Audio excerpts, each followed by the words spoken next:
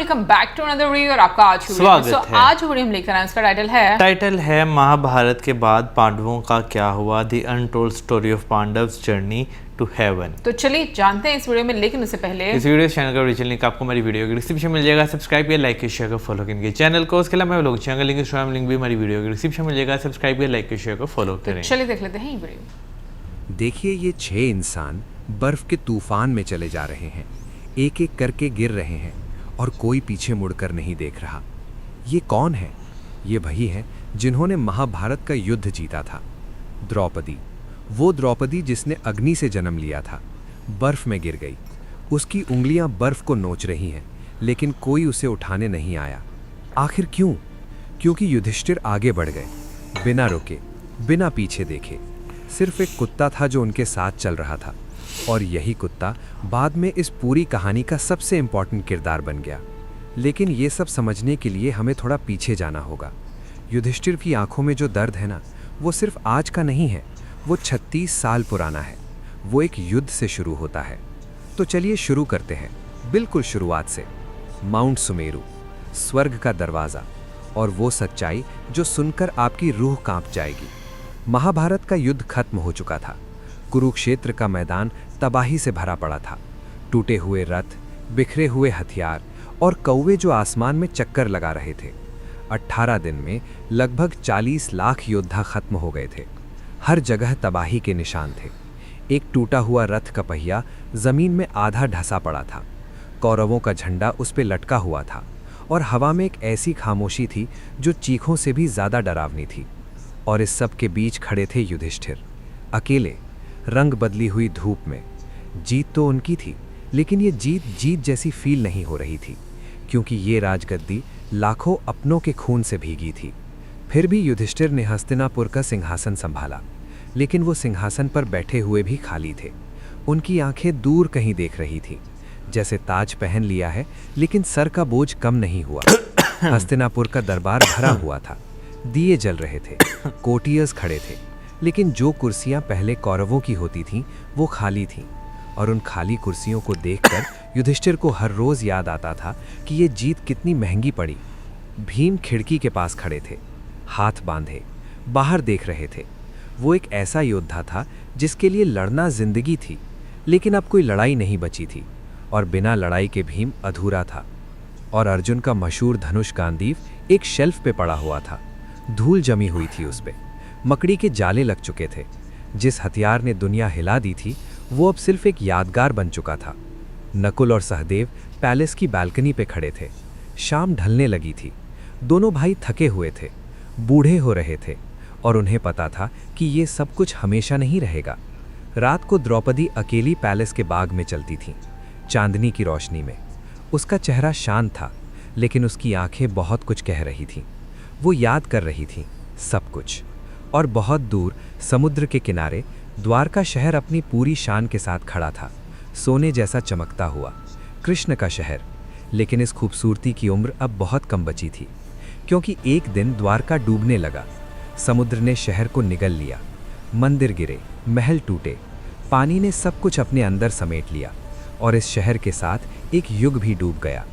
जब ये खबर युधिष्ठिर तक पहुंची, उनका चेहरा बदल गया, आंखें फैल गईं, होंठ कुछ कहने के लिए खुले, लेकिन आवाज नहीं निकली, क्योंकि द्वारका का डूबना मतलब था कृष्ण अब नहीं रहे। 5 पांडव और द्रौपदी एक साथ खड़े थे, सबकी नजरें जमीन पर। कोई कुछ नहीं बोल रहा था, क्योंकि बोलने को बचा ही क्या था। कृष्ण थे तो सब कुछ था, अब उनके बिना सब खाली था। और फिर युधिष्ठिर ने अपना ताज उतार दिया, धीरे धीरे, दोनों हाथों से, आंखें बंद, जैसे एक बहुत भारी बोझ उतर रहा हो।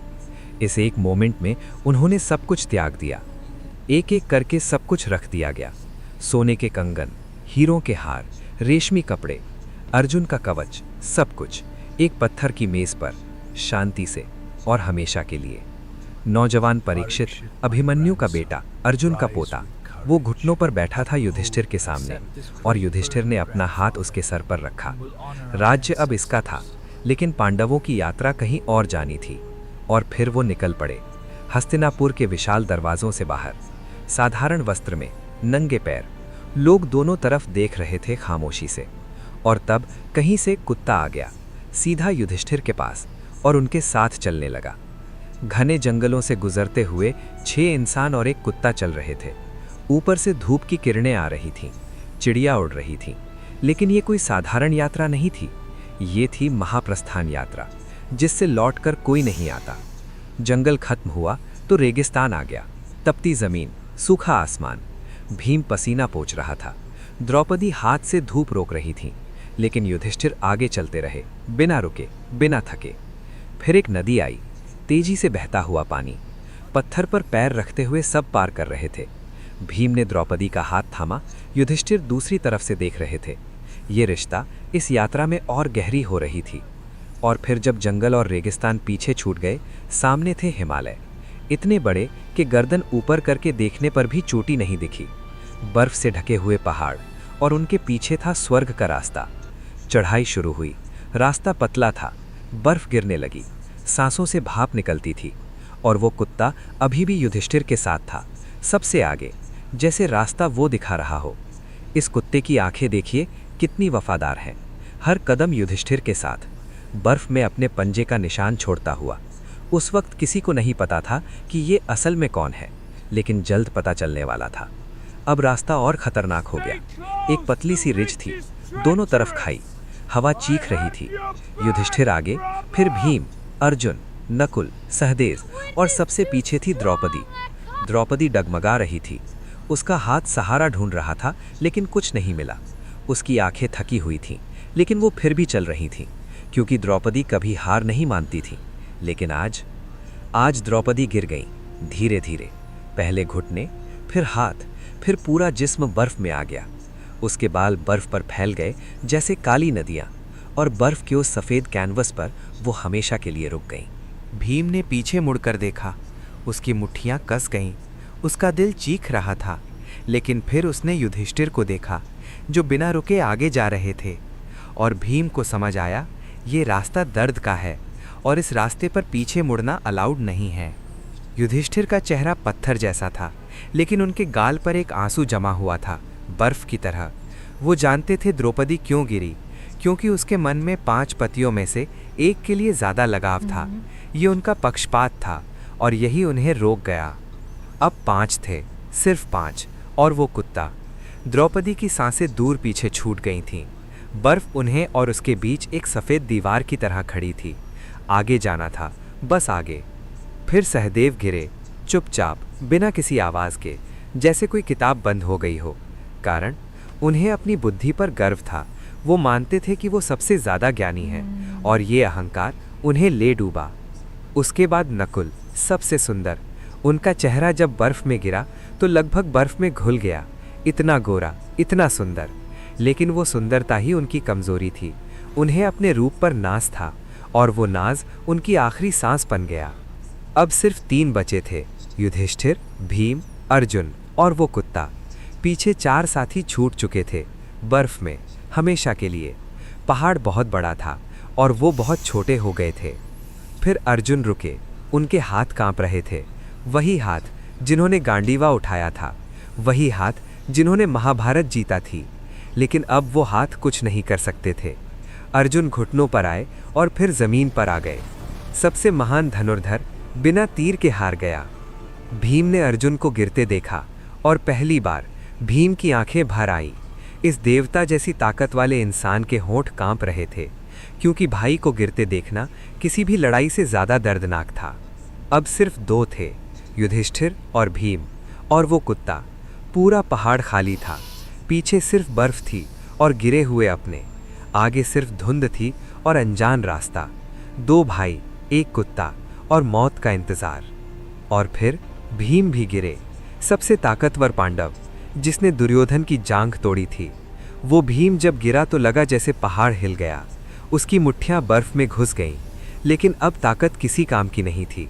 उन्हें अपनी ताकत पर गर्व था, और ज़रूरत से ज़्यादा खाया था, बिना औरों की चिंता किए। यही उनका अंत था। युधिष्ठिर अब बिल्कुल अकेले थे। पूरी दुनिया में सिर्फ वो और एक कुत्ता। उन्होंने एक बार पीछे देखा, भीम का विशाल शरीर बर्फ में पड़ा था।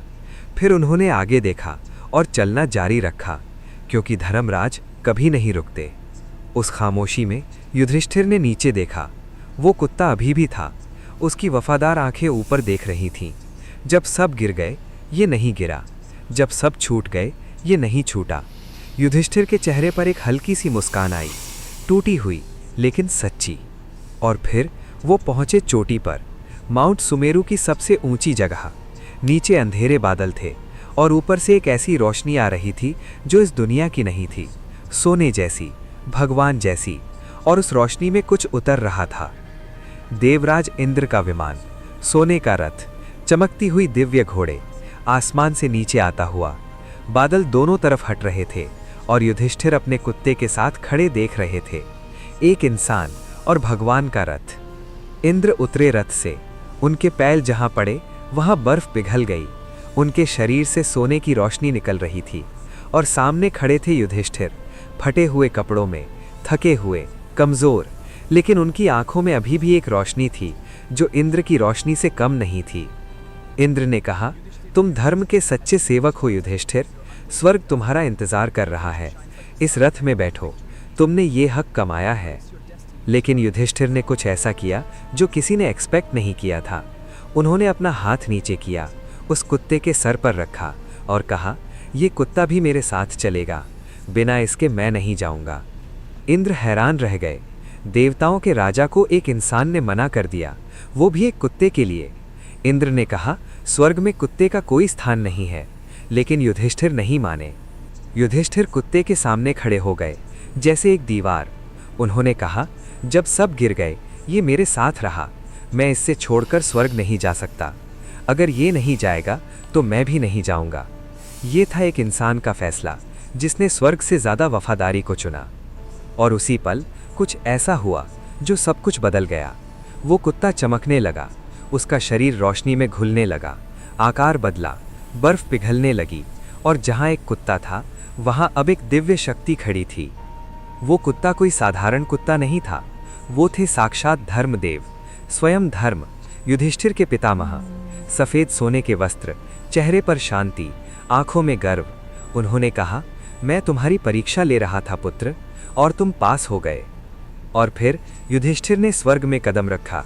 सोने के दरवाजे खुले, रोशनी चारों तरफ थी, फूल हवा में तैर रहे थे, हर चीज चमक रही थी। ये था स्वर्ग। और युधिष्ठिर यहाँ अपने शरीर के साथ आए थे, जो आज तक किसी के साथ नहीं हुआ था। स्वर्ग का नज़ारा ऐसा था कि आंखें बंद करके सोचें तो भी इतना खूबसूरत इमेजिन नहीं कर सकते। सोने के खंभे, हीरे की दीवारें, दिव्य जीव हर जगह। लेकिन युधिष्ठिर की नज़रें कुछ ढूंढ रही थीं, अपने भाइयों को, द्रौपदी को। और तभी युधिष्ठिर रुक गए। उनका पूरा शरीर अकड़ गया, उनकी आंखें फैल गईं, उनकी मुट्ठियां कस गईं, क्योंकि उन्होंने कुछ ऐसा देखा जिसने उनके विश्वास की नींव हिला दी। दुर्योधन, हाँ वही दुर्योधन, सोने के सिंहासन पर बैठा हुआ, आराम से मुस्कुराते हुए, स्वर्ग में। वो इंसान जिसने द्रौपदी का अपमान किया, जिसने युद्ध करवाया, जिसने लाखों लोगों की जान ली, वो स्वर्ग में सुख भोग रहा था। युधिष्ठिर का खून खौल गया। पहली बार वो इंसान जिसने कभी गुस्सा नहीं दिखाया, उसके चेहरे पर आग थी। उन्होंने पूछा, ये कैसे हो सकता है? ये अधर्मी यहाँ है तो मेरे भाई कहाँ हैं? और तब उन्हें ले जाया गया। सोने की दीवारों से दूर, अंधेरी गलियारों में रोशनी पीछे छूट रही थी। रास्ता तंगा होता जा रहा था, ठंडा होता जा रहा था, और युधिष्ठिर का दिल डूबता जा रहा था। और फिर वो पहुँचे एक ऐसी जगह जिसे देखकर उनकी सांसें रुक गईं। अंधेरा, गहरी चीखें, लाल धुंध, ये था नरक। और यहाँ का नज़ारा किसी भी युद्ध से ज़्यादा भयानक था, क्योंकि वहाँ थे भीम जंजीर में, अर्जुन घुटनों पर, नकुल और सहदेव दर्द में, और द्रौपदी जिसके हाथ युधिष्ठिर की तरफ बढ़े हुए थे। सब दुख में थे, सब तकलीफ में थे, और युधिष्ठिर कुछ नहीं कर सकते थे। युधिष्ठिर टूट गए, घुटनों पर आ गए, रो पड़े, जोर से, बिना रोके। उन्होंने चिल्लाकर कहा, अगर यही इंसाफ है तो मुझे भी यहीं रहने दो, मैं अपने भाइयों के साथ रहूँगा, स्वर्ग नहीं चाहिए मुझे। और ये थे युधिष्ठिर, जिन्होंने स्वर्ग त्याग दिया एक कुत्ते के लिए। और अब नरक चुन रहे थे अपने भाइयों के लिए। ये इंसान नहीं था, ये धर्म था, चलता फिरता, जीता जागता। और उसी पल सब कुछ बदल गया। अंधेरा फटने लगा, दीवारें टूटने लगी, हर तरफ से रोशनी फूटने लगी, जैसे कोई सपना तोड़ दिया गया हो, जैसे कोई परख का वक्त खत्म हो गया हो। क्योंकि ये सच नहीं था, ये माया थी, एक आखिरी परीक्षा। और जब रोशनी पूरी तरह फैल गई, सामने खड़े थे भीम, अर्जुन, नकुल, सहदेव और द्रौपदी, सब दिव्य रूप में, चमकते हुए, मुस्कुराते हुए। कोई दर्द नहीं था, कोई दुख नहीं था, सब कुछ ठीक था, सब कुछ हमेशा से ठीक था। युधिष्ठिर आगे बढ़े, आंखों में आंसू थे, लेकिन होठों पर मुस्कान थी। पांचों भाई, द्रौपदी, धर्मदेव, इंद्र, सब वहां थे। और युधिष्ठिर घर आ गए थे, सच्चे घर। और दुर्योधन, उसका स्वर्ग वो असली नहीं था।